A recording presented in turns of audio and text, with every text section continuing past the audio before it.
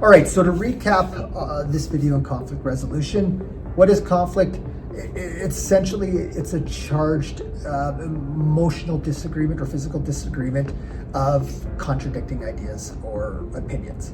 It's understanding that really it's a battle for control. Understanding our own roles.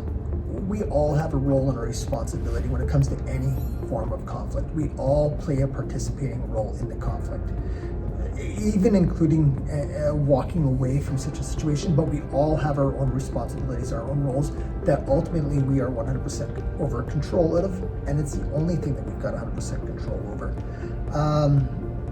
Participating in active listening, put yourself in a situation that's going to provide the respect of the conversation deserves.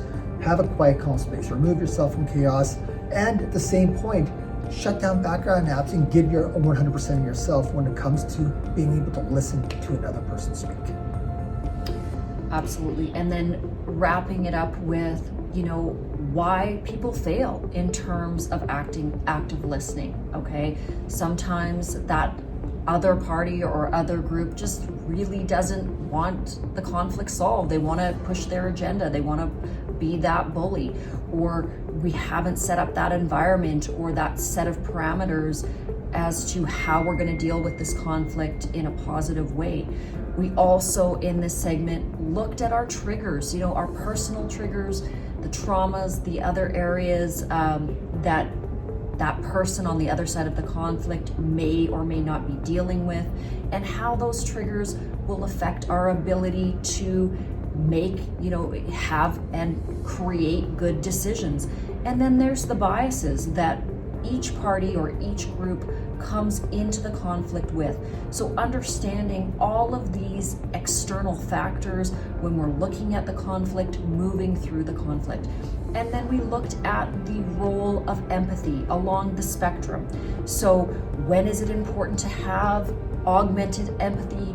When it may not be a great idea to feed into that victim mentality and be overly empathetic, and the roles in terms of the responsibility, where you sit within the conflict.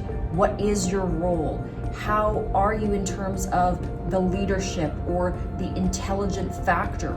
Are you dealing with a 4-year-old on a swing, or are you dealing with another executive or another company? Are you on a level playing field? So all of these things go into the disintegration or the dissecting of our conflict resolution and how we move through it, how we move through the stages, the dialogues, and hopefully ultimately come to a calm, balanced equilibrium. And this really wraps up, what we've covered in this segment of the program. And now, Neil, what are we going to be looking at in the second part of conflict? So the second part of conflict, we're going to be moving on to managing difficult conversations. I think we touched base on some of the basic conversations and some of the beginner conversations, but let's face it, sometimes there are some difficult conversations to be had with difficult people, but also things that maybe we're afraid to be able to speak ourselves. Yes. And being able to navigate our way through and give ourselves maybe a few skills to help navigate through some of those situations. Love it. Okay, well, that sounds like a very interesting next portion to this course. So again, we hope you enjoyed it. And if you are interested in zooming right ahead, you can click right through to that next portion on managing difficult conversations.